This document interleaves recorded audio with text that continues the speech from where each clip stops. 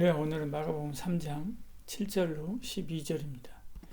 예수께서 제자들과 함께 바다로 물러가시니 갈릴리에서 큰 무리가 따르며 유대와 예루살렘과 이두메와 요단강 건너편과 또 두로와 시돈 근처에서 많은 무리가 그가 하신 큰 일을 듣고 나오는지라.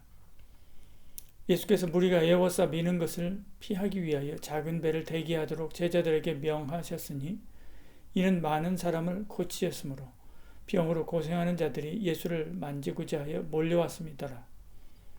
더러운 귀신들도 어느 때든지 예수를 보면 그 앞에 엎드려 부르짖어 이르되 당신은 하나님의 아들이니이다 하니 예수께서 자기를 나타내지 말라고 많이 경고하시니라. 아멘. 예수님은 가만히 계시지 않았습니다. 계속 이동하지요. 7절에요.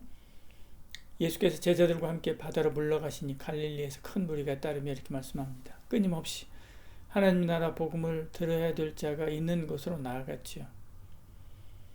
마태는 그곳을 떠나신 이유가 있다라고 말합니다. 바로 앞절인 6절에 바리새인과 헤롯 당이 예수님을 죽이려고 했기 때문에 그렇지요. 그래서 이 사실을 아시고 거기를 떠나 갈릴리 바닷가로 이동하신 것입니다.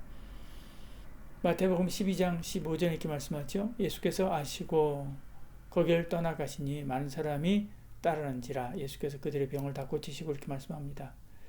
예수님이 시간이 없지요. 조금이라도 더 많은 사람을 만나서 하나님 나라 복음을 전해야 됩니다. 이 일을 위해 오셨기 때문에 그렇지요. 그러니까 지금 그들과 다투면서 시간 낭비할 수 없지요.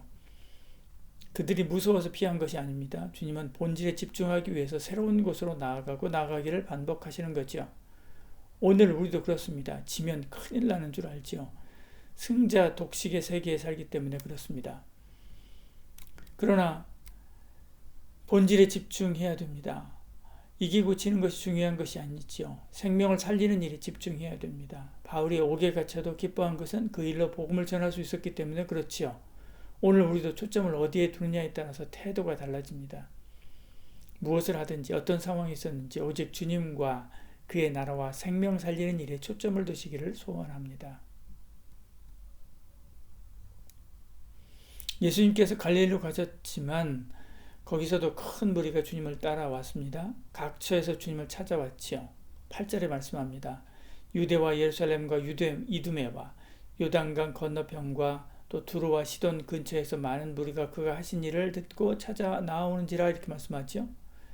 가버나움을 중심으로 해서 남쪽인 유대와 예루살렘, 이두메 지방과 동쪽인 요단강 건너편, 또 북쪽인 두로와 시돈에서 왔다라고 말하는 거죠.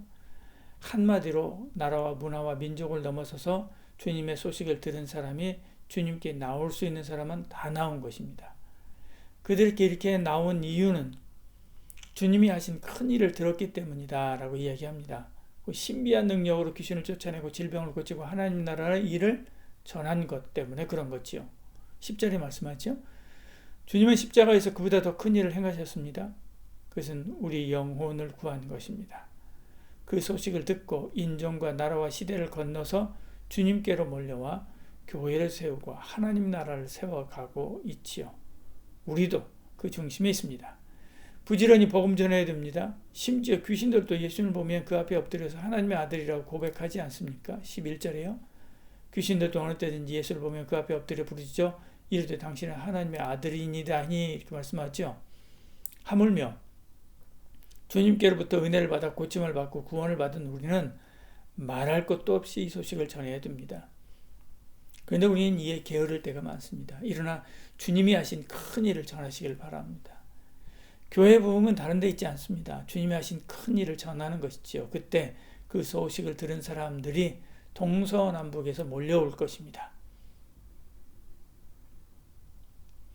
그러나 귀신들이 이렇게 한 것은 예수님을 구주로 믿어서가 아닙니다. 주님이 자기들을 제어할 수 있는 줄 알고 그러지 말아달라고 부탁하는 거지요. 그리고 이 소식이 생각보다 빨리 전해져서 주님의 일정에 차질이 생기게 하기 위해서입니다. 주님은 이를 알아보고 그들이 말하기를 금지시키지요. 그것도 많이 금지시켰다라고 말합니다. 12절에요. 예수께서 자기를 나타내지 말라고 많이 경고하시니 이렇게 말씀하죠. 이처럼 선한 일도 악한 의도로 할 때가 있습니다. 주님은 그것을 받지 않습니다. 주님은 결과보다는 의도와 과정을 더 중요하게 생각하지요. 결과는 주께 있지만 과정의 고백은 우리에게 있기 때문에 그렇습니다. 오늘도 진심으로 주님을 따르고 섬기기를 축복합니다. 기도하겠습니다. 주님, 본질을 놓치지 않게 하여 주시옵소서. 우리 생의 핵심에 집중하게 하여 주시옵소서.